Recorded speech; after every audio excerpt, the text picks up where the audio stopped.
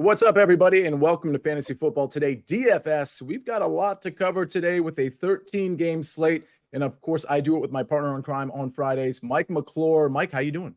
Doing well, Sia. Good to see you here. Ready for this slate. As you mentioned, 13 games. It's amazing how much different a 10-game slate feels from a 13-game slate. There's just so many additional options on this slate. I was going to ask you about that, actually. And first of all, I got to tell people, Mike and I were talking before the show, and he has a lot of really interesting takes, and I have a lot of really interesting takes. So, and I guess that leads to my question before we get into this slate, and we'll start with Eagles Commanders. But do you approach a slate any differently? Like, we have no buys. That's why we have the 13 games. Do you approach this slate any differently and I don't even necessarily mean from a lineup construction standpoint, but in terms of maybe do you extend out a little bit I know you usually play 5 lineups, for example. Do you play a few more lineups because it's a bigger slate, or you just you approach it the same exact way? It's generally approaching it the same way for me. I like to be super consistent. For a lot of people, I think it's fine to play more or less based on what you like. For me personally, I just like to play the exact same contest every week. It just keeps everything really, really organized and straightforward for me. So what happens here is I simply typically end up crossing out 3 to 4 games where I just have no interest at all. Well, and it's funny you say that. It's a great transition because it's a 13-game slate, and this is usually an hour or less show, usually less than an hour. We don't want to spend too much of your time on games that we know we're not going to have pieces in. So of these 13 games, there's going to be at least a few that we just kind of fly through. So if you have a question about a game that we skipped, go ahead and ask it in the chat, or maybe you can message me later and ask me about it. Certainly don't mind answering those questions. I see a lot of you in the chat. Please hit the like button. Don't forget the contest. It'll probably be in the chat, by the way, the link to it. But either way, it's always in the podcast description and the YouTube description. So join our contest. It's about half full at this point. Usually fills up by Saturday night. So let's get that done soon. By the way, we have 9 games at 1 o'clock. We have 4 games at the 4 o'clock time frame. 1 is at 4:05, 3 at 4:25. Again, I point that out for late swap purposes. Let's start with Eagles Commanders. This is a 43.5 point total, Mike. I think this is interesting for one reason and one reason only. It's the Eagles side. Like, in a game like this, do we want to stack the Eagles? Washington does tend to play the Eagles tough. I don't really think that matters the way Washington's playing defensively. I think the question becomes, do you play A.J. Brown? Do you play a Hurts stack? Among all the other stacks we're going to have to choose from, do you play a Hurts stack? And do you get kind of contrarian with, let's say, a Devontae Smith, or maybe get DeAndre Swift in your lineups? There's a lot of good running backs to play. So DeAndre Swift has sort of fallen down my board a little bit. Do you like anything in this game? I think that all those guys are fine one-offs. I'm not going to full-on stack Jalen Hurts in this game personally. I do think it could get overly competitive. Washington does have a knack for playing this team competitive. I think it's going to be a little bit of a slower, ugly game, one that Philly's really never truly in doubt in terms of winning. So my preferred way to look at it, I think you could sprinkle in Devontae. I think he's fine. My preferred method on this game, though, is honestly looking in the sports betting market, and it's going to be longest reception overs for A.J. Brown, Devontae Smith. I think we definitely see big plays in the game. I do think possessions overall could be somewhat limited. So I'm personally at their price points going to be staying off of it. But I have no issues playing either A.J. Brown or Devontae Smith, or frankly, DeAndre Swift, as kind of one-off plays. I don't recommend stacking though. Yeah, I'm not going to stack this game either. I'll probably, kind of a spoiler alert. I do think, and it's not because I think Devontae Smith is due necessarily.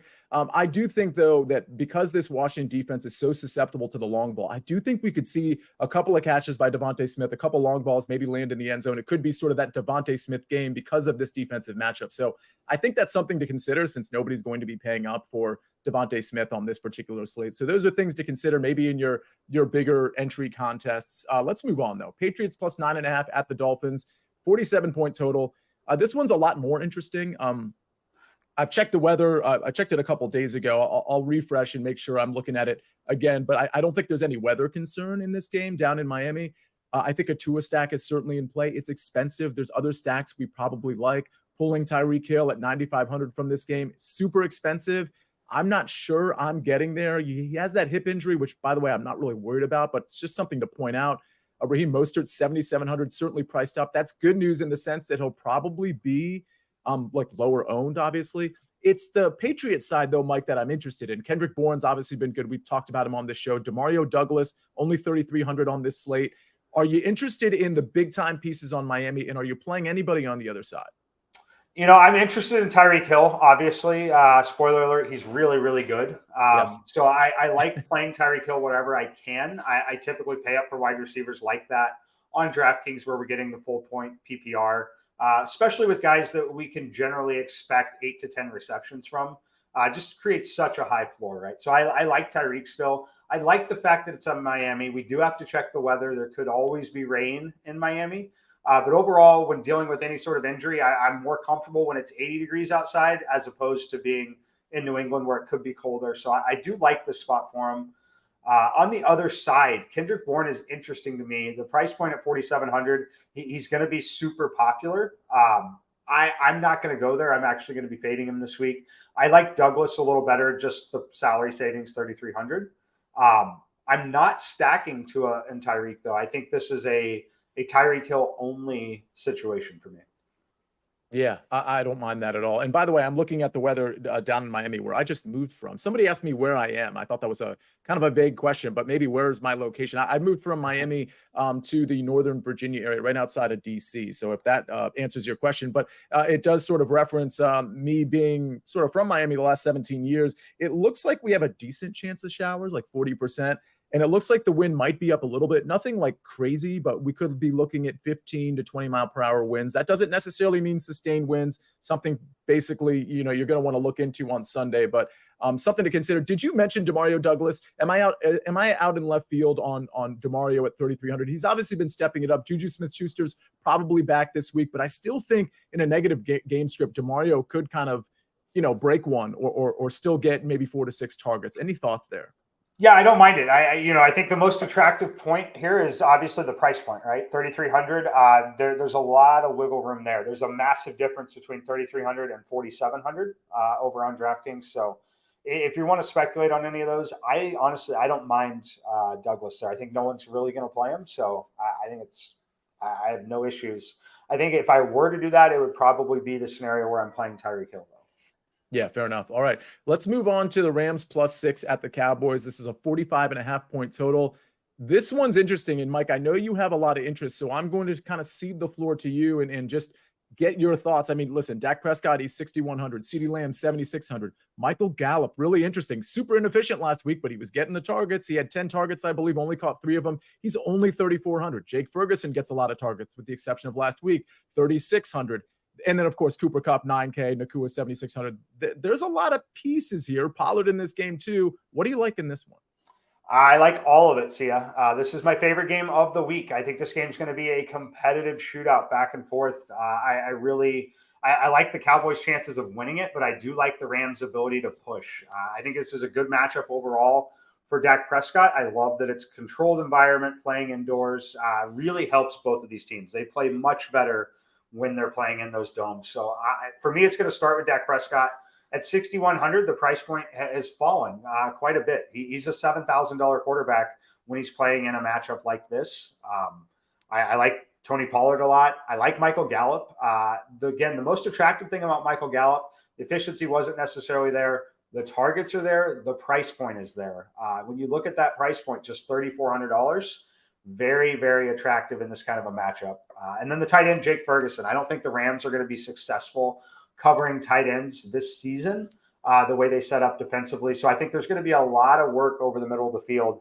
That's where Tony Pollard's going to come in out of the backfield, and that's where Jake Ferguson is going to come in. So I really, really like stacking the Dallas side with a Cooper Kupp bring back on the other side. That will be my primary stack this week. Are you okay with people saying, I don't want to pay for Cooper Kupp, I'm dropping down to Nakua at 7,600? I don't mind it. I think it would be an excellent bounce back, buy low opportunity on Cooper Kupp.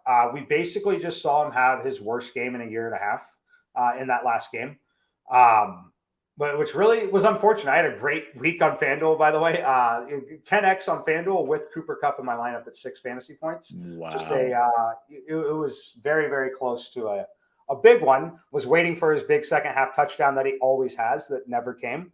Mm-hmm. I think his ownership is going to be single digits this week, honestly. I think Cooper Kupp at his price point will be single digit ownership. I think the field is going to jump off of him completely after what we saw. So because Dak Prescott is my favorite stack, I will be heavy on Cooper Kupp on the bring back this week. I like it. I have one more question on this game before we move on. But we do have a question from Week 2K, I guess is how you pronounce it. He said he asked about, I think, Terry McLaurin. Was it he that? Yeah, he asked about McLaurin or Dotson, a good play when we were on that Eagles game. I'm not playing either of them, especially not playing Dotson. He just hasn't gotten there. McLaurin got there late in the game last week. He really wasn't involved the first 3 quarters. With that said, I would only consider McLaurin if I'm playing like the early slate only, which I recommend. I almost hit huge, Mike, when I played the early slate only last week. So keep that in mind. There's different variations to these slates, but no, it's a no for McLaurin for me. Mike, I assume he's not on your radar either. Yeah, not on my radar. Nobody on the Washington side personally. I honestly, if I was going to play any Eagles, it's not in there now. The only one I could see myself really getting to is probably A.J. Brown in a lineup where I wasn't going to play either Tyreek or Cooper Kupp. Yeah, and one last question on the Cowboys. So I know you play limited lineups, but if let's just give out an example lineup, something that you might actually play or that you're likely to play with a Dak stack. Because I'm just curious, is it with CD? Like if I could almost classify it as like a primary, your first Dallas lineup would it be Dak with CD, or would it be Dak with some of these lower price guys that we just mentioned? The lower price guys that you mentioned, I'm going to build it out real quick, but it's going to be Dak to Gallup and Ferguson. And then on the bring back, you'll start with Cooper Kupp. Potentially a Tony Pollard lineup. It could be a full-on stack there. Alvin Kamara is going to be heavily featured. Let's see, Breece Hall, someone we like. I have no clue on defense yet. I have not run a ton of defensive stuff. Let's just. And as you're looking at that, I'll mention that Pollard's getting over 80% of the backfield touches, and that. So even though he hasn't been great in this matchup, you can run on the Rams. So it would make sense to play a little bit of Pollard. Yeah, I like Pollard a lot. I think that he's definitely a stackable piece. Yeah, definitely a stackable piece. All right. Are you still in lineup build mode? Yeah. So basically run through one. It'd be like Dak Prescott, Alvin Kamara, Breece Hall, Cooper Kupp, Michael Gallup, a blank spot at wide receiver, Ferguson, blank spot at flex. And you'll basically, for those two, the wide receiver and the flex, if you use a $2,500 defense, you have $6K, $6,100 each. Not bad. So, yeah, you can go all the way up to Tyreek and all the way down to one of the cheaps. You can play any of those receivers in the mid-range that we'll talk about here in a little bit. So maybe potentially Jamar Chase. We'll talk about that game in a bit. But there are definitely options to do it. Love it. Love that lineup. All right. Well, we got to move on to the next game here, which is going to be Jaguars and Steelers. But before we do that, let's take a break and hear a word from our partners. We can't wait for a showdown in the Steel City. Let's go! And an epic matchup out west. All hail Sunday. The NFL is on CBS and streaming on Paramount Plus. All right, let's move on to a game we're probably not going to be super interested in. It's Jaguars minus 2.5 at the Steelers, 41-point total. I'll tell you right now, I'm waiting just as an against the spread play here. It has nothing to do with DFS. I'm personally liking the Steelers in this game if Deontay Johnson is healthy, and that kind of plays into the DFS. I know he sat out of practice yesterday with what appears to be a hamstring issue. I don't know if that was just rest or an aggravation, but he's 5,000, and I actually, Mike, I like that going into the week because he looked really good last week, and we know he commands the targets. Obviously, Pickens would be in play, but this game in general, not loving it. I certainly don't like anything on the Jaguars side. I think the Steelers defense, especially at home, is extremely formidable. I think Trevor Lawrence is going to have moments where he just looks confused because that happens sometimes when he gets pressure. Anything on this game? Not really. There's one I mentioned that you'll see later in the cheat sheet-ish in the top threes. It's going to be Evan Ingram for one reason. I do think that Lawrence struggles, and I like the way that he targets him in some of those situations. So I think that Evan Ingram, on a week where you may not be getting all the way up to Travis Kelce, I think that Evan Ingram at 4,500 is going to be expensive enough that he's like under-owned relative to guys like Jake Ferguson, who we just kind of talked about. But the target volume, he gets targeted more like a wide receiver than a tight end. Yeah, agree on that. And, Christian Kirk's 5,900. Calvin Ridley, 5,800. If Zay Jones is out, I think Christian Kirk would normally be in play. But again, this is a 13-game slate. I'm just not interested in taking any of these Jacksonville pieces, and that includes Travis Etienne. So let's move on. Again, if you have questions about these games, feel free to put them in the chat. Those of you that are asking redraft questions, sorry, just because of the time limitations of this show, like there's just no way we can answer those. But if you have a specific DFS question, certainly go ahead and put it in the chat. Vikings -1.5 at the Packers. 42-point total. Not a lot I'm interested in here. I mean, part of me wants to monitor Aaron Jones and see if he's like definitely playing. And I think you could run Aaron Jones and like a Jordan Addison on the other side, just somewhat some small correlation there. But I don't think I'm getting to any of that. The one thing about Addison that I like is I think Kirk Cousins, he just targets his number one receiver, and we know Addison has talent. So I don't think what we saw last week is an aberration in terms of the quality of targets that Addison was getting. He's only 5,700. It's interesting, but it's at Green Bay. Like I think I'm just out on this game, Mike. Yeah, this one is interesting to me. The low total, not super attractive, outdoors at Green Bay. The first thing you need to look at when we get this late in the year is what's the weather going to do there, right? Mm-hmm. It actually isn't bad. 40 degrees. That's warm for Green Bay, basically.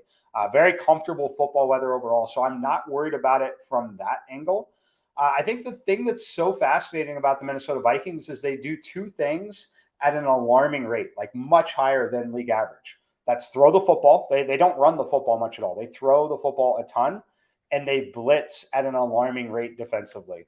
Now, how will Jordan Love handle that blitz, I think, is very, very interesting. I think the one thing that I could see from him, which is it makes him DFS viable, I think he could have a massive day with his legs. I think that there's scenarios here where Jordan Love could run for 60-plus yards. Whether or not I jam him in DFS, I don't think I'm going to get there because of some of the other situations. But I will have some interest in looking at some of his player props, most specifically looking at his rushing yards. That number right now is set at 15.5. A number that he is routinely hitting. He had one day against Detroit, -2 rushing yards, but basically every other game he's going over this. He's had long rushes of 24, 24, and 26 this season. When you're facing a team that's going to be blitzing as much as they are, I think that it's probably a better look in the betting market if you have access to it. But don't discount it because that definitely helps a DFS floor.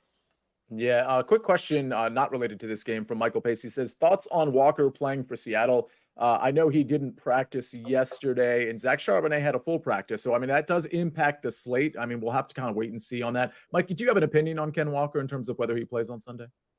I don't have a strong take on it. I generally think that he would. The non-participant versus a limited participant is certainly always interesting. I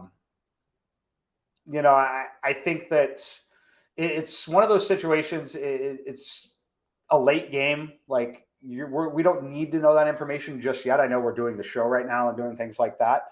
Yeah. If he is ruled out, I think the biggest thing to watch out for is Charbonnet probably gets it all, but we've seen weird things with guys like DJ Dallas before. We're going to have to do a lot of digging if that ends up happening. But overall, I think that he probably still goes.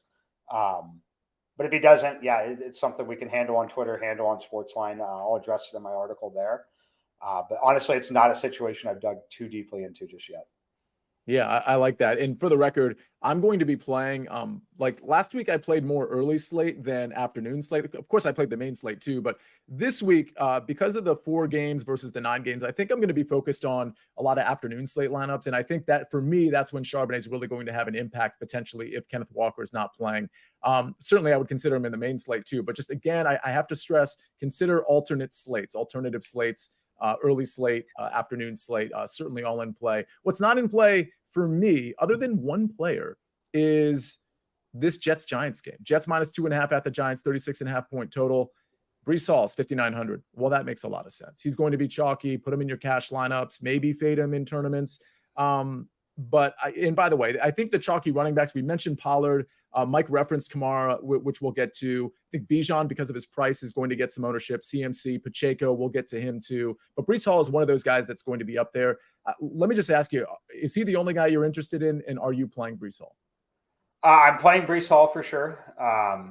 may not be a lock button situation, but certainly going to have a healthy amounts. Other guys in the game, I don't think so. Like Garrett Wilson is talented enough.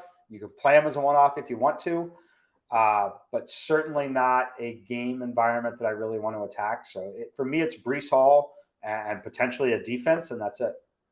Yeah, I'm definitely probably not going to play Garrett Wilson. It's not because I don't think he can have a big game. I just think there's other options I'm going to be going to. I really just don't want a piece of that game other than Breece Hall. So, and I'll be playing him definitely in my cash games. I think Breece Hall, Kamara, and Pacheco.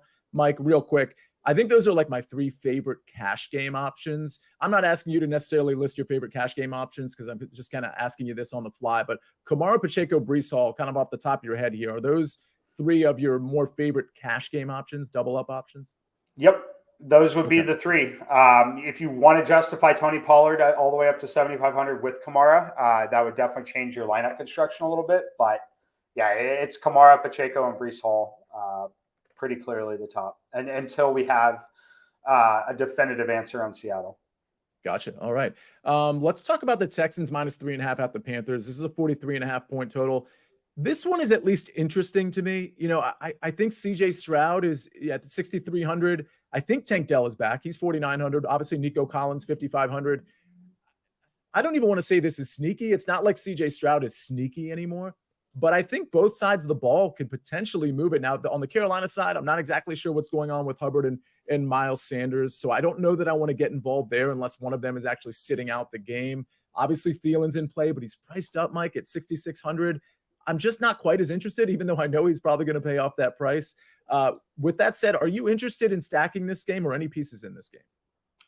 I'm not going to personally. I thought initially when I just saw the matchup, but CJ Stroud's up to $6,300. He is more expensive than Joe Burrow. He's more expensive than Dak Prescott. He's more expensive than Jordan Love, who I think has a ton of rushing upside this week. It's just a situation where the price point's gotten a little out of hand, in my opinion. So I'm not going to be anywhere on this game. I get it if you want to play Adam Thielen. I really do. But based on everything I'm projecting and running here, like they're so similarly priced to the Dallas Cowboys that I would rather go that route. Like, yeah. I would rather have Dak Prescott and Michael Gallup, or Dak Prescott and his tight end, Jake Ferguson, than CJ Stroud and one of those pass catchers. Just the game environment overall, and it's cheaper. So I'm gonna be off this game. Yeah, fair enough. I mean, I think if you wanted to get crazy, I think you could double stack Stroud with Tank Dell and Nico Collins and just hope you get lucky on this game. And of course, you can run it back with Thielen, or maybe you try to get lucky with Mingo or DJ Shark. I think, keep in mind, Mike and I aren't like doing the 150 max stuff, right? I mean, Mike, sometimes you do that mostly for showdown, but you're generally keeping things pretty condensed in terms of your tournament selection. So if you're playing a lot of lineups, I think you could get involved in this game with respect to like a heavy stack on the Texans side with maybe one bring back, but or maybe just you stack them with one of these 2 receivers, Nico and Tank Dell. But I'm probably, Mike, I agree with you. There's other games that we're coming up on that I really like, so I'm probably staying out of that. By the way, Garrett has a question. Wandale an option? Avoiding Reed and Sauce, he asks. Yeah, not really. I mean, I don't know who's playing quarterback. I think it's going to be Tyrod. I don't know if it's Daniel Jones, but I'm just avoiding that game. I think Waller's interesting if Tyrod Taylor's the quarterback, and then we can just kind of move on from there. He's 5,200. He could have a big game, but I'm probably not getting there. Falcons minus 2.5 at the Titans. This one's interesting for maybe 1 or 2 primary reasons. One is Bijan's only 6,000. And I think everybody expects him to respond from last week. Not that he got benched or anything, but he had those headaches. He really didn't play much. And I think Arthur Smith is kind of probably feeling the heat a little bit in terms of not just last week, but just in general, not using Bijan properly. I mean, I think I say that with some confidence. There've been high leverage situations, like high impact situations late in games where he's deferred to Tyler Algier, and the statistics don't back that up. So I think Bijan gets a normal workload. He's only 6,000.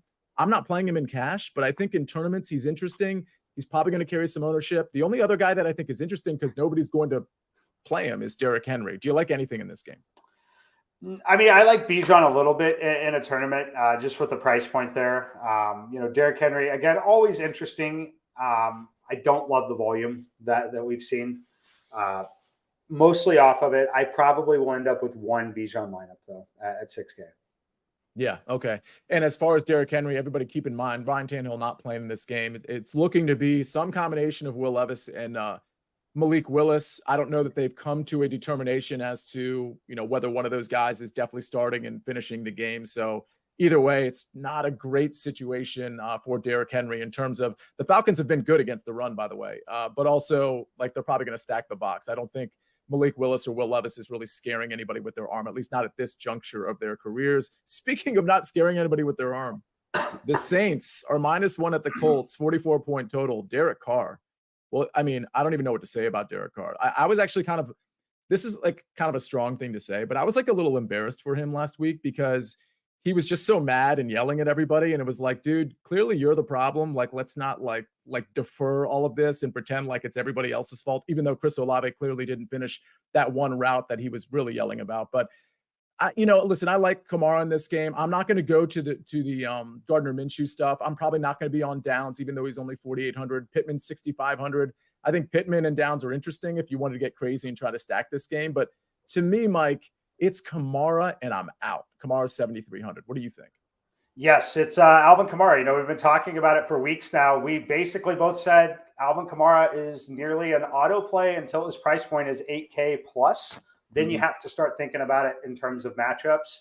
The volume is just absolutely incredible. Touched the football 29 times against Jacksonville. I think he's got a floor of 25 touches based off what we've seen. That's what you should expect. Literally 25 touches. At 25 touches with his skill set, he's frankly $8,500 player. So I love this spot for him. We've now seen multiple games with 14 targets, 12 receptions and 13 receptions. I think we see that again. I love the usage. I honestly love how much they're using him. So Kamara in a dome against a team that we've seen has the ability to get into those shootouts. So we just saw him in one with Cleveland of all teams, right? So yeah, give me Alvin Kamara. Just out of curiosity, because you did mention the optimal game conditions, you're not considering a Minshew stack, are you? Not exactly. I don't mind it. Just the price point's so close to Dak that I like this week. We'll talk about the San Francisco situation a little bit as well. I think it's okay. Like there are scenarios where Gardner Minshew can get it done again for sure. I think that 34-point performance with 2 rushing touchdowns is probably the anomaly here. I don't think that's ever likely to happen again in his career. So I'm going to be off of him. And one last thing on this game. Obviously, Jonathan Taylor's starting to make an impact, the usage is increasing, but Zach Moss is still a problem in that backfield, or at least as it relates to Jonathan Taylor. I'm out on both of those guys, but JT is only 6,200. Is that a guy you'd speculate on or not on this particular slate? I generally don't mind it. It's the volume that's there. Against Cleveland, it came right back, and that's what we like to see. The thing we've been speculating on for the last few weeks here on the show is his passing work, and that's what I've been most encouraged with, right? 6 targets, 4 targets, 45 yards. When he adds that to his game, we're starting to get to like a miniature Alvin Kamara situation where this is a $7,000 player, right? It's not a $6,000 player. So if you want to play him, I don't mind it. I think my decision on that ultimately would come down to what are you doing with Bijan? Are you taking a shot there if you're not, or if we think the field is all going to Bijan at 6,200? I think that those two players are quite similar, other than I think Taylor's usage is more predictable. Okay, agree with that. Now we've got back-to-back questions. This is so perfect. Like our chat is so sort of like in sync with Mike, you in particular. Like, listen, this show has been talking about playing 2 tight ends for a couple of years now, and not that we do it every week, but like you always sort of incorporate that into the conversation when it's necessary. And we talked about it last week. By the way, the Millie Maker from last week, my understanding is that person played 2 tight ends. Now, granted, it wasn't a cheap tight end. They played Kelsey and Mark Andrews, which is great. Like, good job. But there's a couple questions here. Let me start with Garrett's. He says, do you like Schultz and McBride, and we'll get to McBride, by the way, as 2 tight ends to jam in so that you can get in Cooper Kupp and Tyreek Hill? And by the way, you could say any 2 names at the top here. You could say CMC and Tyreek Hill, but do you like that strategy of maybe 2 low-end tight ends, at least from a price standpoint? I do. It is one that I will likely be using myself this week, honestly. And the reason for that is I like Jake Ferguson as a stack with Dak Prescott. So you like Schultz, that's fine. Maybe you even like CJ Stroud better. You could play that combo instead. McBride, though, 2,800. I do kind of like having him in the flex there. It does let me get Cooper Kupp, Alvin Kamara, whatever stack I want. I think that's going to be a route that I take personally. So I'm glad to see people remembering it, people doing it. Where it started from was the Travis Kelce experience, where you're essentially calling him a wide receiver and playing a low-end tight end. So there are scenarios, though, where it's two tight ends that are cheap here. Looking at this scenario for me with Ferguson at 3,600, McBride at 2,800, I would put their combo line up against some of those $5,000 wide receivers for sure. All right. I like that. And I think that answers Scott's question. Scott, you were asking Mike if he's done the two tight end thing this year. And actually, we talked about it last week. So I know for a fact that he has. I've done it here and there as well. I wish I'd played Mark Andrews last week. That early slate, Mike, I actually would have won a tournament, basically a 1,000-person tournament. I ended up finishing 22nd. I made a decent amount of money, but if I had just paid up for a Mark Andrews and paid down from my contrarian play of Saquon Barkley, paid down to Jahmyr Gibbs, I would have won the whole thing. So it's just kind of frustrating. I tried to get cute with Saquon against Washington. It kind of made sense to me. Gibbs really didn't get there till towards the end of the game, in my opinion. So it just didn't end up working out, but it was fun. Okay, so answered those questions. Everybody hit the like button. We're going to get to the 4 o'clock games, but before we do that, one more break. We're going to hear a word from our partners. On the next NFL Monday QB, classic rivalries, draft class foes, and everything in between. Go under center on the only NFL show all about quarterbacks. Monday on CBS Sports Network. And one last reminder to join our FFT DFS contest that we do every single week. It's $5. It's in the chat description. It's in the YouTube description, and of course in the podcast description. All right, there's a lot of interesting games in this afternoon slate, but I'm probably going to lead with the least interesting of those games. Browns plus 3.5 at the Seahawks, 38-point total. Listen, this Browns defense, I still think is formidable. I don't understand. I truly don't understand what happened against Indianapolis. I mean, the defense looked good, and then there were times where the defense looked really, really bad. But they're at the Seahawks. Again, 38-point total. I'm not interested in much in this game. Kareem Hunt was interesting to me, at least at the beginning of the week, in potentially or certainly a negative game script. I mean, I can't believe this line's only 3.5 now that I think about it, with PJ Walker likely starting at quarterback. But Pierre Strong likely in a neutral game strip probably gets in this game a little bit. I don't think I'm interested in any Seahawks, to be honest with you, not on this slate. Although, if Zach Charbonnet ends up being the starter, obviously at 4,300, that makes a lot of sense. Any interest in anything in this game, Mike? Just waiting out that situation with the running back on Seattle side. If you want to play Kareem Hunt, I think it's fine. He did sneak into my player pool. I thought it might be not only a sneak in, but like you got to play him kind of situation, but it's not projecting that way. Kenneth Walker, if he plays, I think is also a fine tournament play. I'm trying to look. Other than that, I don't have anyone in this game. Yeah, nothing. I think Kareem Hunt is fine if you want to speculate. But overall, I think I'm off this game.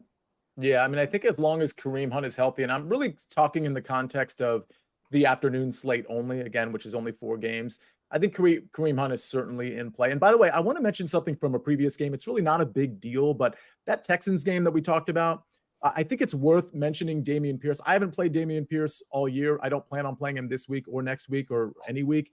But I do want to mention that Devin Singletary at 4,400 did get half the touches before the game before their bye. And Mike, let me just ask you, we already kind of know like what running backs we want to play, and we know kind of how cheap we want to go. But would you even consider, if you're stacking receivers and you got this big, like Lamar Jackson stack, for example, you're paying a lot of money, would you consider like going to Devin Singletary because you think maybe he'll split touches again, or is that just way too speculative? I think it's a little too speculative personally. If we don't get a favorable situation in Seattle and you're not comfortable playing Kareem Hunt and you want to go that route, I think it's okay. But I think you're more likely to get a more favorable situation in Seattle and maybe even with the Rams again. Yeah. And interesting, you note the Rams. Is Darrell Henderson in the conversation for you at all? He's snuck in the player pool. That's why I just saw the name. He's right around the Kareem Hunt in terms of exposure when I run 50-plus lineups. Yeah. Yeah, and Darrell Henderson or Darrell Henderson. It's Darrell, right? Or is it Darrell Henderson? I think it's Darrell, but I honestly, I don't. Admittedly, a lot of times I don't watch football games with the audio on unless it's a primetime game. So Yeah, fair enough. Well, either way, one thing I do know is that he's 4,800. So, yeah, that's it. He's certainly an interesting piece. Obviously, there's still maybe a rotation in that Rams backfield, but certainly Henderson got the lion's share last week. Okay, let's go to a much more interesting game than Browns Seahawks. We've got 3 games to go before we get to our cheat sheets and Mike's top 3 at each position. Mike, it's your Chiefs, -7. This line's gone down. I think it was -8 yesterday. They're -7 at the Broncos. A nice, healthy 47-point total. I don't think the weather is going to be an issue in Denver, which certainly helps.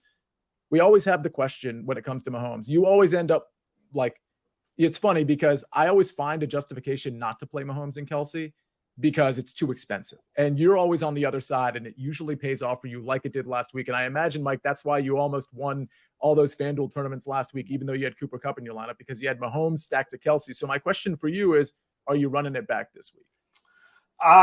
Possibly. I actually think the weather does have a little impact here, though. It's not going to snow during the game. It looks like it's going to be morning snow showers.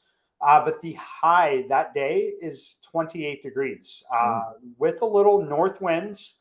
It's going to feel cold. It's going to be the first real cold weather game of the NFL season this year.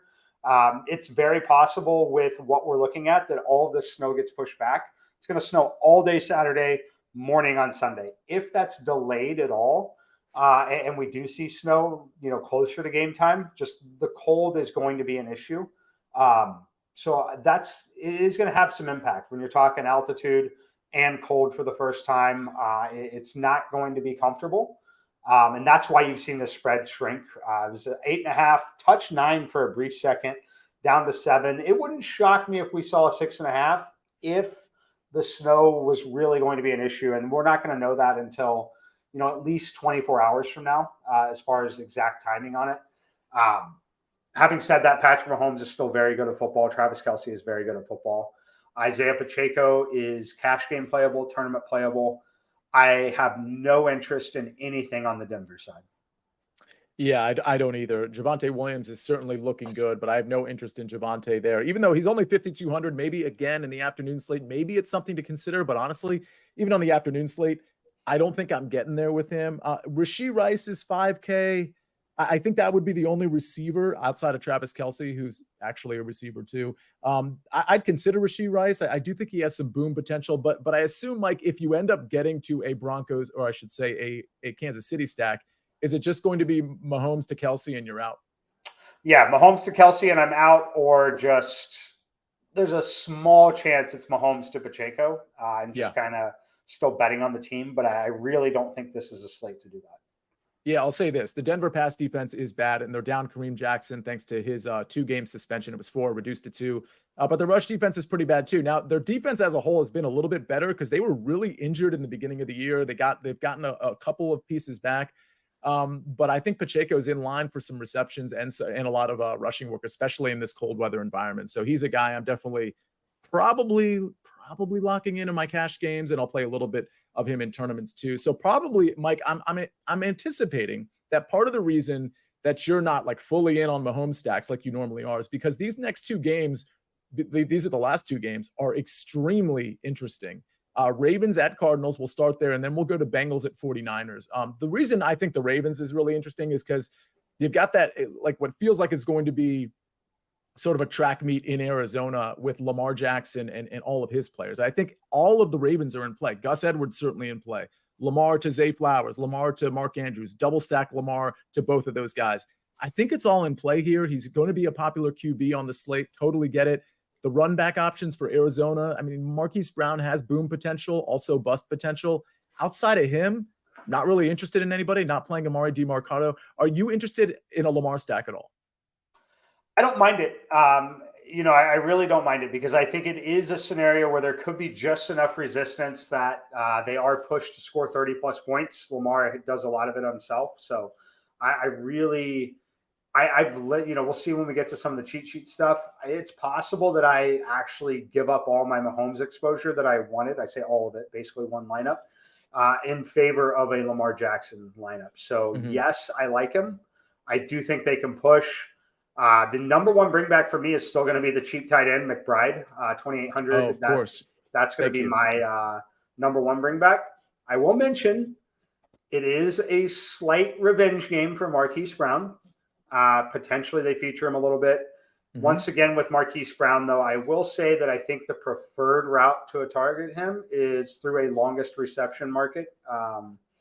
He typically is very good for having a longest reception market. So that's where I would target him. I think they do look for him on a deep ball a time or two, but I don't think I'm going to play him in DFS. I think it would be a scenario where I would just Ravens onslaught, bet on them scoring 30 to 40 points and having some of these other games flop a little bit. I think that's the winning scenario here. Yeah, I had Marquise Brown over 53.5 receiving yards last week. He ended up on 49. He's just been so inefficient, and that's mostly Josh Dobbs. Like, he just hasn't been super on target. When you say onslaught, let's explain that for everybody. Are you saying Lamar with basically two players with Lamar? Yeah, so I do it with Kansas City a bit sometimes too. What I like to do is quarterback or running back, top pass catcher. So for Kansas City side, it's always going to be Mahomes, Pacheco, and Travis Kelce. And the games that they score 30-some points, you're generally accounting for a lot of the offensive scoring, if not all of it. I think you could get away with doing that here in this particular game. So Lamar, as far as pass catcher, it could be, you have to make the decision between Andrews and Zay. I would lean Zay if I had to, though. Okay. Yeah. Okay, fair enough. And by the way, I'm going to ask an afternoon slate question to you. Let's say I do Lamar to Zay, for example. Are you okay? And again, afternoon slate, it's only 4 games. Are you okay with a McBride and a Marquise Brown run back in that case? Yeah, when it's a much smaller slate, I think you can definitely get away with it. On the bigger slate, you could definitely still get away with it on a bigger slate. In theory, it's better on the bigger slate because it'll be way less owned. But I think there are better options. Okay. Speaking of better options, let's go to a very, very interesting game. The Bengals are +4 visiting the San Francisco 49ers, 43.5 point total. Of course, the Niners coming off that loss, looking to rebound, but they don't have their starting quarterback because Brock Purdy is in concussion protocol. And the way these concussion protocols work, usually when you enter in the same week, you don't play in that same week. So it looks like Sam Darnold at 4,300 on DraftKings. Am I reading that correctly? I think I am. Sam Darnold, 4,300 on DraftKings. Listen, the Bengals have been pretty good against the pass, but Sam Darnold at 4,300, that's hard to resist, right, Mike? It is hard to resist. I don't think there's a massive gap between Brock Purdy and Sam Darnold. I would argue Sam Darnold could potentially be better if he had this role full time. So I like that this is a system QB, really. And I like that the fact that the game's at home. San Francisco struggled the last 2 weeks, but some of that can be explained, right? So they had the first game at Cleveland.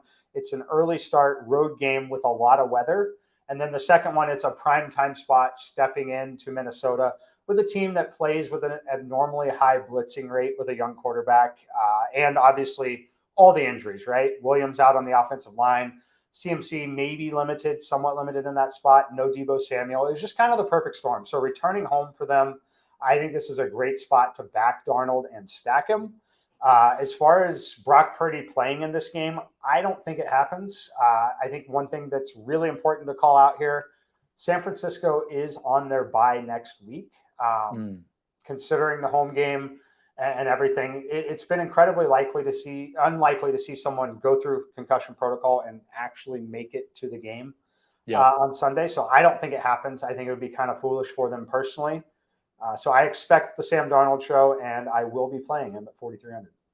All right, so I have a couple of follow-ups, but let me just get the Bengals out of the way. A, do you like Jamar Chase? I certainly do at 8,100. And B, now that Mixon is down to 5,800, I haven't played him all year. I'm not playing him this week either. But at 5,800, does he start to make a little bit of sense to you? Any other Bengals that you're interested in? And comment on those two. Jamar Chase, yes, absolutely. One of my favorite plays of the week. Joe Mixon is viable. He is right in that same range for me as Kareem Hunt, Aaron Jones, DeAndre Swift. Guys that make the player pool, Not going to be in my top 5 lineups, the 5 that I actually end up playing. If I were playing 50 plus, I would start to get exposure to them in the form of 10% kind of exposure. So playable if you like them, not for me. Love Jamar Chase though. The Bengals in general have been extremely successful coming off of a bye. That's what they're coming off of. Jamar Chase, we have seen extreme target share for him. We obviously remember the 3 touchdown, 19 target game where he scored 55 fantasy points. I don't think we see that again, but the price point really hasn't exploded. He's just 8,100 still. The volume that he's getting, he should be much closer to Tyreek Hill and Cooper Kupp. Despite the matchup, I think this matchup's actually one where he's likely to see that target volume again. Gotcha. Okay, so give me 2 variations of a Sam Darnold stack before we get to your top 3 at each position. For me, it'll be Darnold to Christian McCaffrey, and then it'll be Darnold to Brandon Ayuk. I like Ayuk. The price point's high at $7K. I don't think a lot of people are going to get to him. We don't know what kind of chemistry happens there. So it's likely where I'm likely to play him, though, is going to be Darnold to McCaffrey and then just Darnold without a stack. Just taking advantage of a $4,300 quarterback and allowing me to build the lineup the rest of the way that I want to. That's funny you mentioned that. I wish I could remember which quarterback I did that with a few weeks ago. I basically just played the value of the quarterback and I got out, and it really worked out for me. Even though that quarterback didn't even have that big of a game, it might have been Gardner Minshew's first game, maybe the first game he played, and they set the pricing before Anthony Richardson was ruled out, and Minshew didn't even have a good game. But because of what it allowed my lineup to do, the tournament lineup like really cashed. And if Gardner Minshew had just had a decent game, but really would have gone to the moon there. So that's I think people forget that, Mike, sometimes. That's a really good call out there. All right, speaking of good call outs, we got to do your top 3 at each position. So let's start at the quarterback position. Some familiar names here, at least from, if you listen to this show, the last 45 minutes, this should not be a surprise. But I'm curious if you swap out your third one here. Give me your QBs. So QBs, it's going to be Dak Prescott, Sam Darnold, Patrick Mahomes for now, but there's a little asterisk. It could be Lamar Jackson. It's going to be one of those 2. But really Prescott and Darnold will be the majority. And then my final lineup will be either Mahomes or Lamar. For running backs, it's Tony Pollard, Alvin Kamara, and Breece Hall.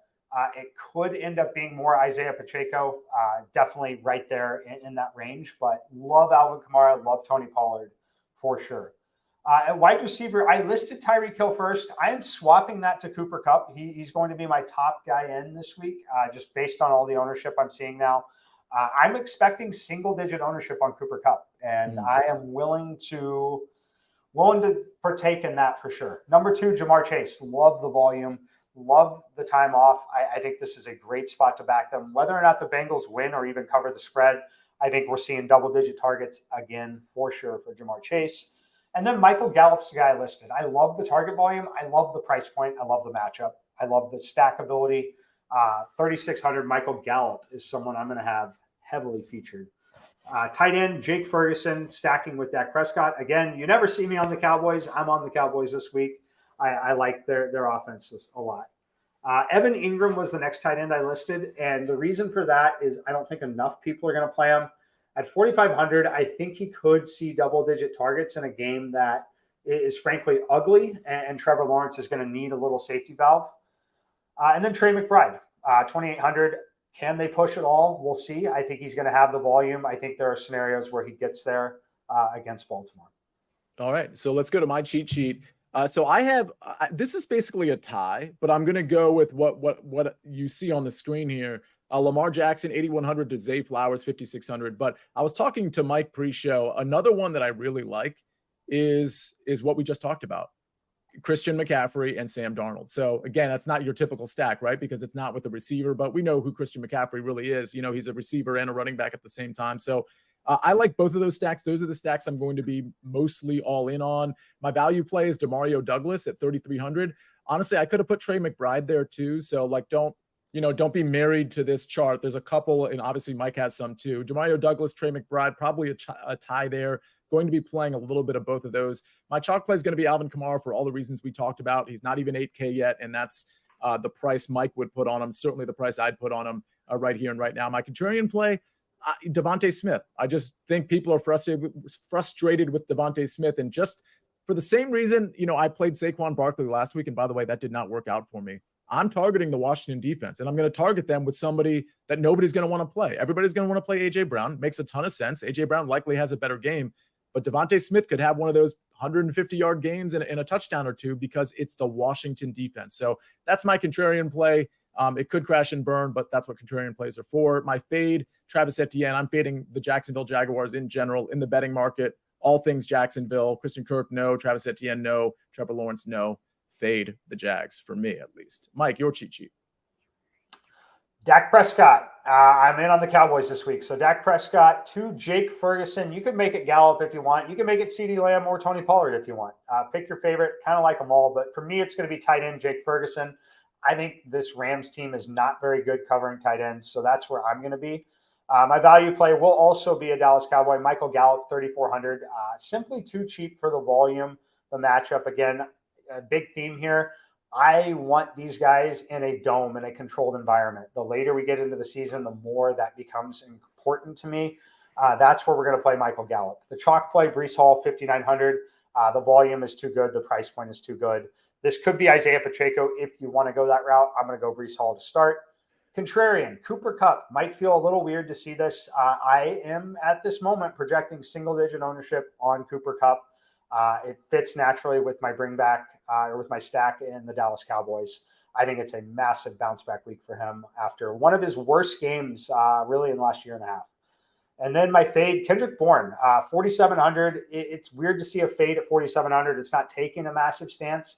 I think it is taking a little stance, though, just considering the ownership level that we've seen with him. I think he's been extremely popular. And when I say I'm fading him in cash games. I'm fading him across the board.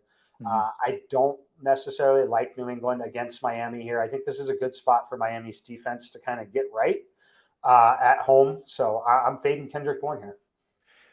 All right. I like that. And before we get out of here, just a couple quick questions. It's funny. Just one more thing is the name of this tag. So I'm going to read just one more thing's question as we try to get out of here.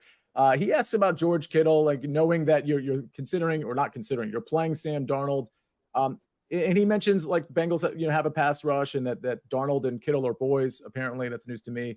And, typically when a QB's kind of thrust back in there, they're going to lean on those short area targets to the big targets in the middle of the field, like a George Kittle. I'm not going to be on George Kittle at 5,400, but does that make sense to you? Somebody you'd consider, considering you're playing a lot of Sam Darnold? It makes a little sense. I think you can get there if you want to. I'm electing to stack a different direction. So the thing that you always need to be careful with Kittle, the correlation to the offensive line.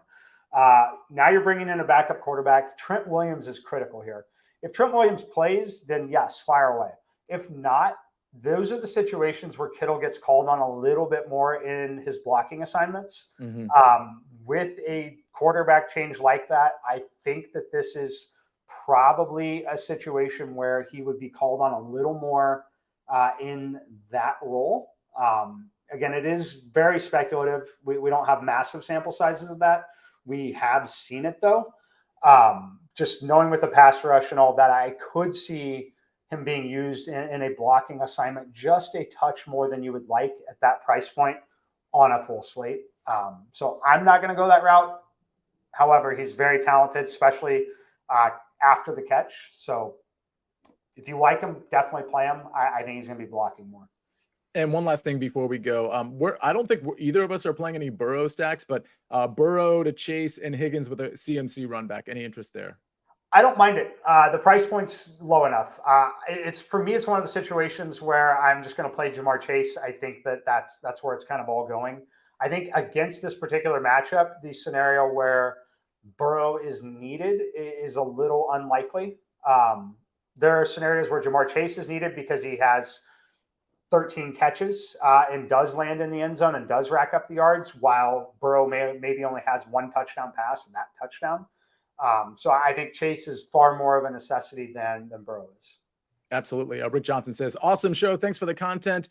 That is our content. And by the way, if you watch us on YouTube, not only do you get to ask questions like that or make comments like Rick Johnson just did, you get to see Mike's background. Remember what his primary games were? Rams, Cowboys. He likes that. Chiefs, Broncos. considering that. And he's got that San Francisco helmet behind him too. Mike, love everything behind you and love everything that you get on this show. I'll leave it there. Everybody enjoy the slate. There's a lot to talk about. Message me if you have any questions. And we're going to see you on Tuesday for our recap. And of course,